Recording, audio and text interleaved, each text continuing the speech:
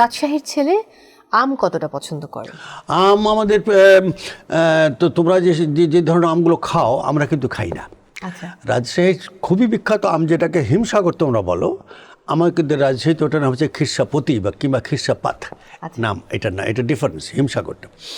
এই আমটা কিন্তু জরিপ অনুযায়ী রাজশাহী অঞ্চলেরই সবথেকে উৎকৃষ্ট। এটার কারণ হচ্ছে এই যে সাতক্ষীরায় যে আমটা হচ্ছে কিংবা মুর্শিদাবাদে যে আমটা হয়, হ্যাঁ, সে আমে মিষ্টতা আছে কিন্তু এটা নিজস্ব অ্যারোমা আছে।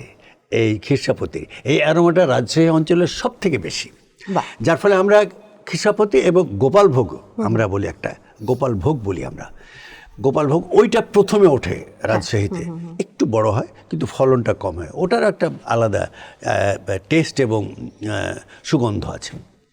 যার জন্য আম তো আমাদের প্রিয় হবেই, আম তো প্রিয় সব ফলের মানুষের। রাজা আম আমাদের হ্যাঁ, কাছে, হ্যাঁ। এবং আমরা ধরো আমরা তুমি তো গিয়েছো ফ্লোরিডায় যাবে, ফ্লোরিডায় কি চমৎকার আম হয়, বিশাল বিশাল আম হয়, চমৎকার, দেখতেও খুব চমৎকার, কিন্তু খেতে একেবারে দেখে মনে হয় সবটুকু খেয়ে ফেলবো, খেতে গিয়ে দেখি না। তো ওই রকম আর কি। আফ্রিকাতেও খুব ভালো ভালো আম হয়, কিন্তু আমাদের সারা পৃথিবীতে আমাদের সেই থেকে আম যায়।